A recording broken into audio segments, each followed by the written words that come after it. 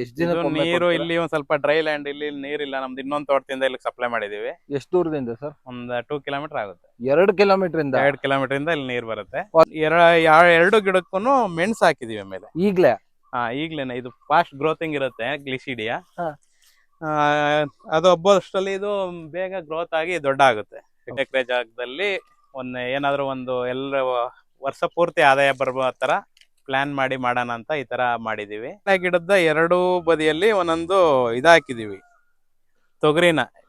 ತೊಗರಿ ಗಿಡ ಅನ್ನು? ಇದಕ್ಕೆ ನೈಟ್ರೋಜನ್ ಫಿಕ್ಸೆಡ್ ಆಗ್ಲಿ ಅಂತ ತೊಗರಿ ಹಾಕಿದೀವಿ. ಓಕೆ. ನಾವು ಇಲ್ಲಿ ಫುಲ್ 2 ಎಕರೆಲಿ ಸೀಬೆ ಹಾಕಿದ್ವು. ಹಾ. ಅದು ರೋಗ ಬಂದು 2 ಎಕರೆ ಫುಲ್ ಹೋಯ್ತು. ಅಯ್ಯಯ್ಯೋ. ಆಗ ಒಂದೇ ಬೆಳೆ ಇತ್ತು. ಆಗ ಹೊಲ ಎಲ್ಲ ಫುಲ್ ಖಾಲಿ ಆಯ್ತು. ಅದಕ್ಕೋಸ್ಕರ ನಾವು ಈ ತರ ಬೇರೆ ಬೇರೆ ವೆರೈಟಿ ಗಿಡಗಳನ್ನ ಹಾಕಿದೀವಿ. ಒಂದ್ ಗಿಡ ಹೋದ್ರೂ ಏನಾದ್ರು ಪ್ರಾಬ್ಲಮ್ ಆಗಿ ಮತ್ತೆ ಬೇರೆ ಗಿಡದಲ್ಲಿ ನಮ್ಗೆ ಆದಾಯ ಬರ್ಬೇಕು. ಈಗ ನಮ್ದು ಸೀಬೆ ಒಂದೇ ಸಲ ಹೋದಾಗ ನಮ್ಗೆ ಆದಾಯ ಆಟೋಮೆಟಿಕ್ ಆಗಿ ಕಡಿಮೆ ಆಗ್ತದೆ. ಓಕೆ. ನಮಸ್ಕಾರ ನನ್ನ ವೀಕ್ಷಕರು, ಮತ್ತೊಮ್ಮೆ ನಿಮ್ಮೆಲ್ಲರಿಗೂ ನೈಸರ್ಗಿಕ ಬದುಕು ಚಾನೆಲ್ಗೆ ಸ್ವಾಗತ ಸುಸ್ವಾಗತ. ನಾನು ಈಗ ಬೇಬಿ ಬೆಟ್ಟದ ಹತ್ರ ಇರುವಂತ ಒಂದು ಬೇಬಿ ಅಂತ ಒಂದು ಗ್ರಾಮಕ್ಕೆ ಬಂದಿದ್ದೀನಿ. ಇಲ್ಲೊಬ್ರು ಕೇವಲ 20 ಗುಂಟೆ ಜಾಗದಲ್ಲಿ ಒಂದು ಎಕ್ಸ್ಪೆರಿಮೆಂಟ್ ಮಾಡಿದ್ದಾರೆ. ನೋಡಿ ಯಾವ ತರ ಇದೆ ಅಂತ ಈ ತೋಟ. ನಿಮ್ಮ ಹತ್ರ ಸಣ್ಣ ಪುಟ್ಟ ಜಾಗಗಳಿದ್ರೆ ಈ ತರ ಮಾಡಬಹುದು. ಬನ್ನಿ ನೋಡೋಣ, ಅವ್ರ ಹತ್ರ ಮಾತಾಡೋಣ. ಸರ್ ನಮಸ್ತೆ ಸರ್, ನಿಮ್ಮ ಪರಿಚಯ ಮಾಡ್ಕೊಳ್ಳಿ ಸರ್. ನಮಸ್ತೆ, ನನ್ನ ಹೆಸರು ಹರೀಶ್ ಅಂತ, ಬೇಬಿ ಗ್ರಾಮ, ಪಾಂಡವಪುರ ತಾಲೂಕು. ಹಾ ಸರ್. ಇದು ಅರ್ಧ ಎಕರೆ ಜಾಗದಲ್ಲಿ ನಮ್ದು ಟೋಟಲ್ 3 ಎಕರೆಲಿ ಅರ್ಧ ಎಕರೆ ಜಾಗದಲ್ಲಿ ಏನಾದ್ರು ವರ್ಷ ಪೂರ್ತಿ ಆದಾಯ ಬರುವ ತರ ಪ್ಲಾನ್ ಮಾಡಿ ಮಾಡೋಣ ಅಂತ ಈ ತರ ಮಾಡಿದೀವಿ. ಓಕೆ. ಈ ಅರ್ಧ ಎಕರೆ ಜಾಗದಲ್ಲಿ 30 ಅಡಿ 30 ಅಡಿಗೆ ಒಂದು ತೆಂಗು ಹಾಕಿದೀವಿ. ಓಕೆ. 30 ಅಡಿ 30 ಅಡಿಗೆ ಒಂದು ತೆಂಗು. ಒಂದ್ ಸೈಡ್ ಪಾರ್ಟೇಷನ್ ಅಲ್ಲಿ ಅಡಿಕೆ ಹಾಕಿದೀವಿ. ಇನ್ನೊಂದ್ ಸೈಡ್ ಅಲ್ಲಿ 2 ಗ್ಲಿಸಿಡಿಯಾ ಮತ್ತೆ ಮಧ್ಯದಲ್ಲಿ ಒಂದು ನಿಂಬೆ ಹಾಕಿದೀವಿ. ನಿಂಬೆ ಹಾಕಿದ್ರ? ಓಕೆ. ಅಂದ್ರೆ ಈ ಕಡೆ ಅಡಿಕೆ ಹಾಕಿದೀವಿ. ಇನ್ನೊಂದ್ ಸೈಡ್ ಗ್ಯಾಪ್ ಬರುತ್ತಾ ಅಲ್ಲಿ ಗ್ಲಿಸಿಡಿಯಾ ಅಥವಾ ಮತ್ತೆ ನುಗ್ಗೆ, ಎರಡರಲ್ಲಿ ಯಾವ್ದಾದ್ರು ಒಂದು ಹಾಕಿದೀವಿ. ಎರಡು ಗಿಡಕ್ಕೂ ಮೆಣಸು ಹಾಕಿದೀವಿ ಆಮೇಲೆ. ಈಗ್ಲೇನೆ. ಇದು ಫಾಸ್ಟ್ ಗ್ರೋತಿಂಗ್ ಇರುತ್ತೆ ಗ್ಲಿಸಿಡಿಯಾ. ಅದು ಹಬ್ಬಷ್ಟರಲ್ಲಿ ಇದು ಬೇಗ ಗ್ರೋತ್ ಆಗಿ ದೊಡ್ಡ ಆಗುತ್ತೆ ಆಕ್ಚುಲಿ. ಅದಕ್ಕೋಸ್ಕರ ಈಗ್ಲೇ ಹಾಕಿದೀವಿ, ನೋಡೋಣ ಯಾವ ತರ ಬರುತ್ತೆ ಅಂತ. ಆಕ್ಚುಲಿ ನಾವು ಅದ ಎಕ್ಸ್ಪೆರಿಮೆಂಟ್ ಗೋಸ್ಕರ ನೆಟ್ಟಿರೋದು. ಮತ್ತೆ ಇಲ್ಲಿ ಸ್ವಲ್ಪ ಹಣ್ಣು ಗಿಡಗಳು ನಮ್ಗೆ ತಿನ್ನಕ್ಕೆ, ಡೈಲಿ ಯೂಸ್ ತಿನ್ನಕ್ಕೆ ಅಂತ ಲಕ್ಷ್ಮಣ್ ಫಲ ಇದೆ. ಒಂದು 6-8 ಬಟರ್ ಫ್ರೂಟ್ ಇದೆ. ಮತ್ತೆ ಕರ್ಬೇವು ಮತ್ತೆ ಹಲಸಿದೆ ಬಾರ್ಡ್ರಲ್ಲಿ. ಒಂದ್ ಸೈಡ್ ಫುಲ್ ಕರ್ಬೇವು ಇದೆ, ಒಂದ್ ಸೈಡ್ ಹಲಸಿದೆ. ಮತ್ತೆ ಅಡಕೆ ಗಿಡದ 2 ಅಡಕೆ ಗಿಡದ ಮಧ್ಯೆ ಒಂದೊಂದು ಬಾಳೆ ಪ್ಲಾಂಟ್ ಮಾಡಿದೀವಿ. 2 ಅಡಕೆ ಗಿಡದ ಮಧ್ಯೆ ಒಂದ್ ಬಾಳೆ. ಅದಕ್ಕೆ ನಿಮ್ಗೆ ಈ ಮಧ್ಯ ತೆಂಗಿನ ಸಾಲಲ್ಲಿ ಬಾಳೆ ಇಲ್ಲ? ತೆಂಗಿನ ಸಾಲಲ್ಲಿ ಬಾಳೆ ಇಲ್ಲ, ಬರೀ ಅಡಕೆ ಸಾಲಲ್ಲಿ ಮಾತ್ರ ಬಾಳೆ ಇದೆ. ಓಕೆ. ಬಾಳೆ ಗಿಡದ 2 ಬದಿಯಲ್ಲಿ ಒಂದೊಂದು ಹಾಕಿದೀವಿ, ತೊಗರಿನ. ತೊಗರಿ ಗಿಡ ಅನ್ನು? ಇದಕ್ಕೆ ನೈಟ್ರೋಜನ್ ಫಿಕ್ಸೆಡ್ ಆಗ್ಲಿ ಅಂತ ತೊಗರಿ ಹಾಕಿದೀವಿ. ಓಕೆ. ಮತ್ತೆ ಮಧ್ಯದಲ್ಲಿ ಬೇರೆ ತರಕಾರಿ, ಮತ್ತೆ ಮಳೆ ಬಿದ್ರೆ ಇಲ್ಲಿ ಅವರೇ ಎಲ್ಲ ಬಿಡ್ಕೋತೀವಿ ಇಲ್ಲಿ ಮಧ್ಯಕ್ಕೆ. ಇದು ಲಾಸ್ಟ್ ಇಯರ್ ಅವರೇ ಹಾಕಿದ್ದು, ಉಳ್ಕೊಂಡಿರೋದು ಹಂಗೆ ಇದೆ. ಓಕೆ. ಅವರೇ ತೊಗರಿ ಉಳ್ಳಿ ಎಲ್ಲ ಹಾಕೋತೀವಿ ಇಲ್ಲಿ ಒಳಗಡೆನೆ. ಬೇಕು ಅಂದ್ರೆ ಸೊಪ್ಪು ಕೂಡ ಬೆಳ್ಕೋಬಹುದು ಫ್ರೀ ಆಗಿರೋರು. ನಮ್ಗೆ ಅಷ್ಟು ಫ್ರೀ ಇಲ್ಲ, ಹಂಗಾಗಿ ನಾವು ಖಾಲಿ ಬಿಟ್ಕೊಂಡಿದೀವಿ. ಓಕೆ. ಯಾರಾದ್ರೂ ಫ್ರೀ ಆಗಿರೋರು ಮತ್ತೆ ಈರುಳ್ಳಿ ಸೊಪ್ಪು ಎಲ್ಲ ಬೆಳ್ಕೋಬಹುದು ಮಧ್ಯದಲ್ಲಿ. ನಮ್ಗೆ ಅಷ್ಟು ಫ್ರೀ ಇಲ್ಲ ಅಂದ್ರಿಂದ ಅದೇ ಖಾಲಿ ಬಿಟ್ಟಿದೀವಿ. Okay sir. ಇನ್ನೊಂದು, ಇಲ್ಲಿ ಅಡಕೆಯಿಂದ ಅಡಕೆಗೆ ಏನ್ ಡಿಸ್ಟೆನ್ಸ್ ಇದೆ ಸರ್? ಈಗ ಈ ಅಡಕೆಯಿಂದ 10 ಫೀಟ್ ಇದೆ. ನಾವು ಯಾವ್ದು ಕಡಿಮೆ ಮಾಡಿಲ್ಲ, 10 ಫೀಟ್ ಮಾಡಿದೀವಿ. ಅಡಕೆಯಿಂದ ಅಡಕೆಗೆ 10 ಫೀಟ್ ಇದೆ, ಗಿಡದಿಂದ ಗಿಡಕ್ಕೂ 10 ಫೀಟ್ ಇದೆ, ಸಾಲಿಂದ ಸಾಲ್ಗೂ 10 ಫೀಟ್ ಇದೆ. Super sir.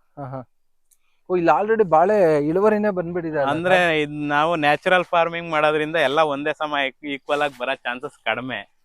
ಇದೊಂದು ಇಲ್ಲಿ ಚೆನ್ನಾಗಿ ಗೊಬ್ಬರ ಸಿಕ್ಕಿದೆ ಅನ್ಕೋತೀನಿ, ಹಂಗಾಗಿ ಇದೊಂದು ಬೇಗ ಬಂದಿದೆ.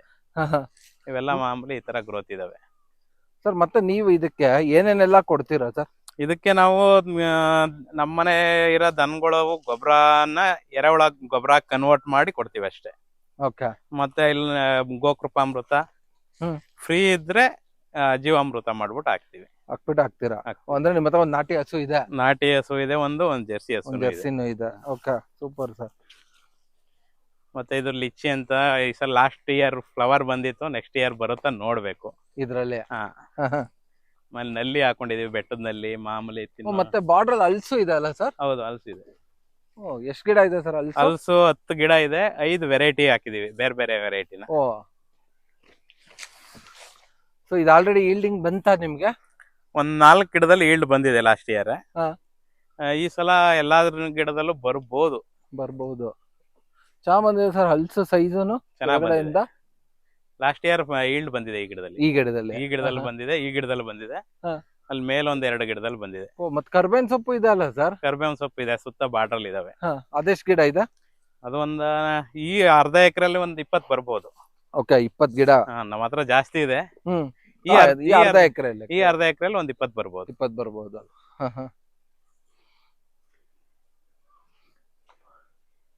ಮತ್ತೆ ನೀರೆಲ್ಲ ಯಾವ ತರ ಕೊಡೋದು ಸರ್ ನೀವು ಇದಕ್ಕೆ? ಎಷ್ಟು ದಿನ ನೀರು ಇಲ್ಲಿ ಒಂದ್ ಸ್ವಲ್ಪ ಡ್ರೈ ಲ್ಯಾಂಡ್, ಇಲ್ಲಿ ನೀರಿಲ್ಲ. ನಮ್ದು ಇನ್ನೊಂದು ತೋಟದಿಂದ ಇಲ್ಲಿ ಸಪ್ಲೈ ಮಾಡಿದೀವಿ. ಎಷ್ಟು ದೂರದಿಂದ ಸರ್? ಒಂದ್ 2 ಕಿಲೋಮೀಟರ್ ಆಗುತ್ತೆ. 2 ಕಿಲೋಮೀಟರ್ ಇಂದ? 2 ಕಿಲೋಮೀಟರ್ ಇಂದ ಇಲ್ಲಿ ನೀರ್ ಬರುತ್ತೆ. ಅದೇ ನಿಮ್ಮ ಅಡಿಕೆ ತೋಟದಿಂದ ಇಲ್ಲಿಗೆ? ನಮ್ಮ ಅಡಿಕೆ ತೋಟದಿಂದ ಬರುತ್ತೆ ಇಲ್ಲಿಗೆ.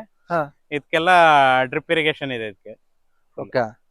ಸೊ ಎಷ್ಟ್ ದಿನಕ್ಕೊಮ್ಮೆ ನೀರ್ ಕೊಡ್ತೀರಾ ಸರ್ ಇವಕ್ಕೆಲ್ಲ? ಇಲ್ಲಿಗೆ ಒಂದ್ 3 ಡೇಸ್ ಒಂದ್ಸಲ ನೀರ್ ಕೊಡ್ತೀವಿ. ಸ್ವಲ್ಪ ಡ್ರೈ ಲ್ಯಾಂಡ್, ಸ್ವಲ್ಪ ನೀರ್ ಜಾಸ್ತಿ ಬೇಕು. ಹಂಗಾಗಿ 3 ಡೇಸ್ ಒಂದ್ಸಲ ಕೊಡ್ತಾ ಇರ್ತೀವಿ. ಓಕೆ. ಮತ್ತೆ ಇದು ತುಂಬಾ ಕಲ್ಲಿದೆ ಅಲ್ಲ ಸರ್? ಕಲ್ಲು ಭೂಮಿ ಇದು.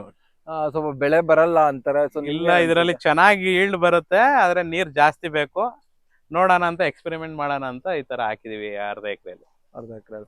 ಮತ್ತೆ ಸರ್ ಒಂದಷ್ಟು ಮಧ್ಯದಲ್ಲಿ ಗ್ಲಿಸಿರಿಯಾ ಕಡ್ಡಿ ಇದೆ, ಮತ್ತೆ ನುಗ್ಗೆಗೂ ಹಾಕಿದೀನಿ ಅಂದ್ರೆ ಅದೆಲ್ಲಿದೆ ಸರ್? ನುಗ್ಗೆಗೆ ಹಾಕಿರೋದು ಈ ಕಡೆ ನೋಡಿ. ನುಗ್ಗೆ ಅಂದ್ರೆ ಅದು ಕೂಡ ಫಾಸ್ಟ್ ಗ್ರೋತಿಂಗ್ ಇರ್ತದೆ. ನಮ್ಗ್ ಬರುತ್ತಾ ಇಲ್ವೋ ಅಂತ ಗೊತ್ತಿಲ್ಲ, ಬರ್ಬೋದು ಅನ್ನೋ ಇದ್ರ ಮೇಲೆ ಹಾಕಿದೀವಿ. ಓಕೆ. ಅಂದ್ರೆ ಬೇರೆ ಕಡೆ ನೋಡಿದೀವಿ, ಇದ್ರಲ್ಲಿ ಚೆನ್ನಾಗಿ ಬಂದಿದೆ.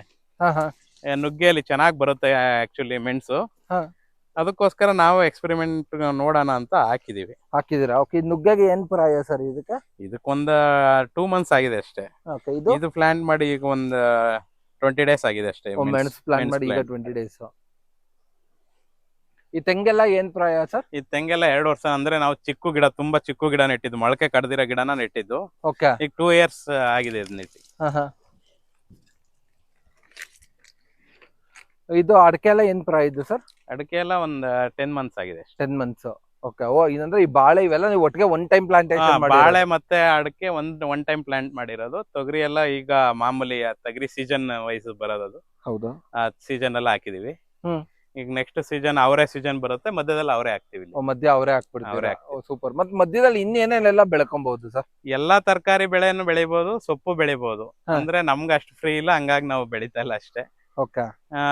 ಡೈಲಿ ಅರ್ಧ ಎಕರೆನೇ ಇರೋರು ಮಧ್ಯದ ಜಾಗ ಎಲ್ಲ ಯುಟಿಲೈಸ್ ಮಾಡ್ಕೊಂಡು ಎಲ್ಲ ಬೆಳೆ ಬೆಳ್ಕೋಬಹುದು. ಸೊ ಈ ತರ ಬೆಳೆದ್ರೆ ಓಕೆ, ಒಂದ್ ಹಳ್ಳಿ ಜೀವನದಲ್ಲಿ ಒಂದ್ ಸಂಸಾರ ನಡೆಸಬಹುದು, ಆರಾಮಾಗಿ ನಡೆಸಬಹುದು ಅನ್ಕೊಂಡಿದೀನಿ ನಾನು. ಅಂದ್ರೆ ಇವೆಲ್ಲ ಫಲ ಬರ್ಬೇಕು, ತೆಂಗು ಎಲ್ಲ. ಹೌದು. ಇವಾಗ್ಲೇ ನಡೆಸಬಹುದು ಅಂತ ಹೇಳಕ್ಕಾಗಲ್ಲ. ಇವಾಗ ಅಂದ್ರೆ ಸರ್, ಇವಾಗ ಈ ಖಾಲಿ ಜಾಗದಲ್ಲಿ ಸೊಪ್ಪೆಲ್ಲ ಮಾಡ್ಕೊಂಡು ಮಾಡಿದ್ರೆ ಮಾಡ್ಬೇಕು. ಯಾಕಂದ್ರೆ ನೋಡಿ ಇಷ್ಟಾಗ್ಲ ಇದೆ, 10 ಅಡಿ ಡಿಸ್ಟೆನ್ಸ್ ಇದೆ. ನಿಮ್ಗೆ ಇಲ್ಲಿ ಇನ್ನೇನು ಬಿಸಿಲು ತೊಂದ್ರೆ ಆತರದ್ ಏನು ಇಲ್ಲ? ತೊಂದ್ರೆ ಏನು ಇಲ್ಲ, ಆರಾಮಾಗಿ ಬಿಸಿಲು. ಎಲ್ಲಾ ತರಕಾರಿ ಕೂಡ ಬೆಳಿಬಹುದು, ಸೊಪ್ಪು ತರಕಾರಿ ಎಲ್ಲಾ ಬೆಳಿಬಹುದು. ಹೂ ಫ್ಲವರ್ ಕೂಡ ಬೆಳಿಬಹುದು. ಹೌದು, ಹೂವನ್ನು ಬೆಳ್ಕೊಬಹುದು. 1-2 ಸಾಲು. ಹೌದು. ಶಾವಂತಿಗೆ ಅದು ಇದು. ನಮ್ಗೆ ಬೆಳೆಯಕ್ ಆಗಲ್ಲ ಅನ್ನೋ ದೃಷ್ಟಿಯಿಂದ ನಾವು ಈ ತರ ಮಾಡಿದೀವಿ. ಈ ತರ ಮಾಡಿದ್ರು ಅಂದ್ರೂ ಸಕದ ಬಂದಿದೆ ಸರ್. ಯಾಕಂದ್ರೆ ನಾನು ಮುಂಚೆ ನಿಮ್ಮ ಇಲ್ಲಿ ನೋಡಿದ್ದೆ, ಆಕ್ಚುಲಿ ಅದಕ್ಕೂ ಏನು ಅಂದ್ರೆ ಒಂದ್ ಬೆಳೆ ಏನಕ್ ಮಾಡ್ಬಾರ್ದು ಅಂದ್ರೆ, ನಾವು ಇಲ್ಲಿ ಫುಲ್ 2 ಎಕರೆಲಿ ಸೀಬೆ ಹಾಕಿದ್ವು. ಅದು ರೋಗ ಬಂದು 2 ಎಕರೆ ಫುಲ್ ಹೋಯ್ತು. ಅಯ್ಯಯ್ಯೋ. ಆಗ ಒಂದೇ ಬೆಳೆ ಇತ್ತು, ಆಗ ಹೊಲ ಎಲ್ಲ ಫುಲ್ ಖಾಲಿ ಆಯ್ತು. ಅದಕ್ಕೋಸ್ಕರ ನಾವು ಈ ತರ ಬೇರೆ ಬೇರೆ ವೆರೈಟಿ ಗಿಡಗಳನ್ನ ಹಾಕಿದೀವಿ. ಒಂದ್ ಗಿಡ ಹೋದ್ರೂ ಏನಾದ್ರು ಪ್ರಾಬ್ಲಮ್ ಆಗಿ ಮತ್ತೆ ಬೇರೆ ಗಿಡದಲ್ಲಿ ನಮ್ಗೆ ಆದಾಯ ಬರ್ಬೇಕು. ಈಗ ನಮ್ದು ಸೀಬೆ ಒಂದೇ ಸಲ ಹೋದಾಗ ನಮ್ಗೆ ಆದಾಯ ಆಟೋಮೆಟಿಕ್ ಆಗಿ ಕಡಿಮೆ ಆಗ್ತದೆ. ಓಕೆ. ಅದರಿಂದ ಈಗ ಒಂದು ಹೋದ್ರೂ ಇನ್ನೊಂದ್ ಬೆಳೆ ಬರ್ಬೇಕು, ನಮ್ಗೆ ಆದಾಯ ಕಂಟಿನ್ಯೂಟಿ ಆಗಿ ಇರ್ಬೇಕು ಅಂತ ಹೇಳಿ ಈ ತರ ಮಾಡ್ತಾ ಇದೀವಿ. ಈಗ ನಿಂಬೆ ಎಲ್ಲ ನಿಮ್ಗೆ ಎಷ್ಟ್ ದಿನಕ್ಕೆ ಆದಾಯ ಸರ್? ಈಗ ಹೆಂಗಿರ ಅಡಕೆ ಎಲ್ಲ 6-7 ವರ್ಷ ಬೇಕು, ಇದೆಲ್ಲ ನಿಂಬೆ ಒಂದ್ 3 ವರ್ಷ ಬೇಕು. ಅಂದ್ರೆ ಅದಕ್ಕೇನು ನಾವ್ ಏನು ಮಾಡಲ್ಲ ಆಕ್ಚುಲಿ, ಅದ್ರ ಪಾಡ್ಗೆ ಅದು ಬೆಳೆಯುತ್ತೆ. ಅದ್ ಬರೋ ಗಂಟ ನಾವು ಹೊರಗಡೆ ಎಲ್ಲ ಮಾಡ್ಕೋಬಹುದು, ಅದ್ರ ಸುತ್ತ ಎಲ್ಲ ಬೆಳೆ ಬೆಳ್ಕೋಬಹುದು. ನಾವು ಬೆಳೆ ಬೆಳೆಯಕ್ ಫ್ರೀ ಇಲ್ಲ, ಅದ್ರಿಂದ ನಾವು ಮಾಡಿಲ್ಲ ಅಷ್ಟೇ. Okay sir. ಮತ್ತೆ ನಿಮ್ಗೆ ಯಾಕಂದ್ರೆ ಇಲ್ಲಿ ನಾನು ನೋಡಿದೀನಿ ಬೇಬಿ ಬೆಟ್ಟ ಸುತ್ತಮುತ್ತ ಎಲ್ಲ ಇಲ್ಲ ಏನೋ ಗದ್ದೆ, ಭತ್ತ ಬೆಳಿತಾರೆ, ಇಲ್ಲ ಒಂದಷ್ಟು ಅಡಿಕೆ ಬೆಳಿತಾರೆ, ಮತ್ತೆ ಎಲ್ಲಾರು ಕೆಮಿಕಲ್. ನಿಮ್ಗೆ ಯಾಕೆ ಸರ್ ಸಾವಯವನ್ನೇ ಬೆಳಿಬೇಕು ಅನ್ಸ್ತು? ಸಾವಯವ ಬೆಳಿಬೇಕು ಅಂದ್ರೆ ಮೇನ್ ಆರೋಗ್ಯ ಚೆನ್ನಾಗಿರ್ಬೇಕು. ಆಕ್ಚುಲಿ ನಾವೇನು ಜಾಸ್ತಿ ದುಡ್ಡು ಇಟ್ಟಿರೋರಲ್ಲ. ಆರೋಗ್ಯ ಸಮಸ್ಯೆ ಬಂದ್ರೆ ನಾವ್ ಎಷ್ಟು ದುಡ್ಡು ಇಟ್ಟಿದ್ರು ಖಾಲಿ ಆಗ್ಬಿಡ್ತದೆ. ಹೌದು.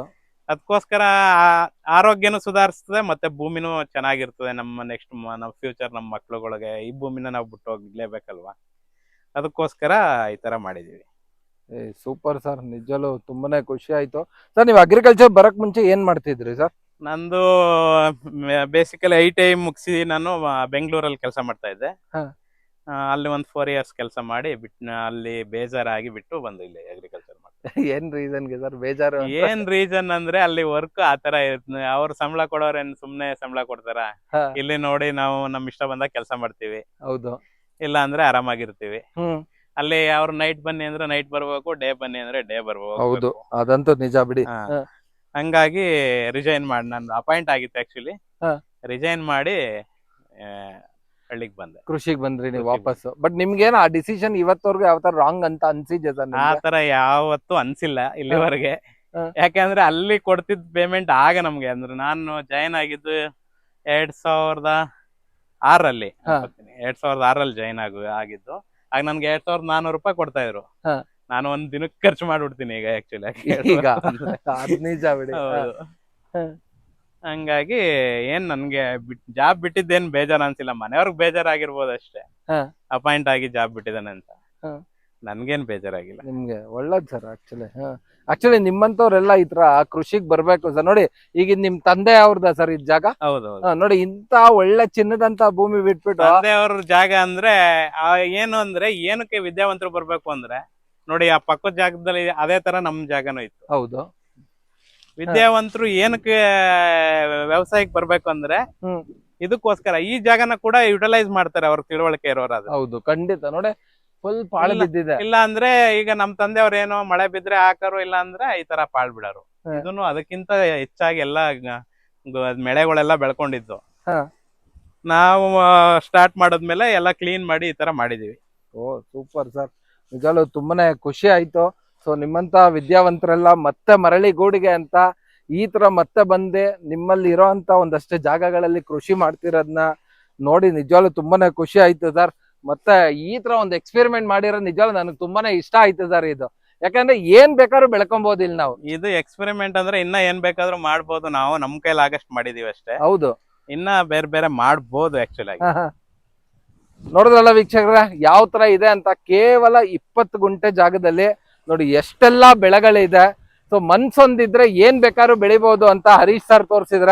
ನಿಮ್ಮಲ್ಲೂ ಈ ತರ ಒಂದಷ್ಟು ಸಣ್ಣ ಪುಟ್ಟ ಜಾಗಗಳಿದ್ರೆ ಎಲ್ಲೋ ಈ ಹಳ್ಳಿ ಬಿಟ್ಟು ಎಲ್ಲೋ ಹೋಗಿ ಸೆಕ್ಯೂರಿಟಿ ಕೆಲಸ ಅದು ಇದು ಮಾಡೋದ್ ಬದಲು ಮತ್ತೆ ನಿಮ್ಮ ಹಳ್ಳಿಗೆ ಬನ್ನಿ, ನಿಮ್ಮ ತಂದೆ ತಾಯಿ ಕೊಟ್ಟಿರುವಂತ ಜಾಗನೋ ಅಥವಾ ನಿಮ್ಮೇ ಒಂದು ಚಿಕ್ಕದಾದಂತ ಜಾಗ ತಗೊಂಡು ಈ ತರ ಒಂದು ಕೃಷಿ ಸ್ಟಾರ್ಟ್ ಮಾಡಿ ಅಂತ ಹೇಳ್ತಾ ಈ ವಿಡಿಯೋ ಮುಗಿಸ್ತಾ ಇದ್ದೀನಿ. ಮತ್ತೊಮ್ಮೆ ನಿಮ್ಮೆಲ್ಲರಿಗೂ ನೈಸರ್ಗಿಕ ಬದುಕು ಚಾನಲ್ ಇಂದ ಹೃದಯಪೂರ್ವಕ ವಂದನೆಗಳು, ಧನ್ಯವಾದಗಳು, ಶುಭ ದಿನ.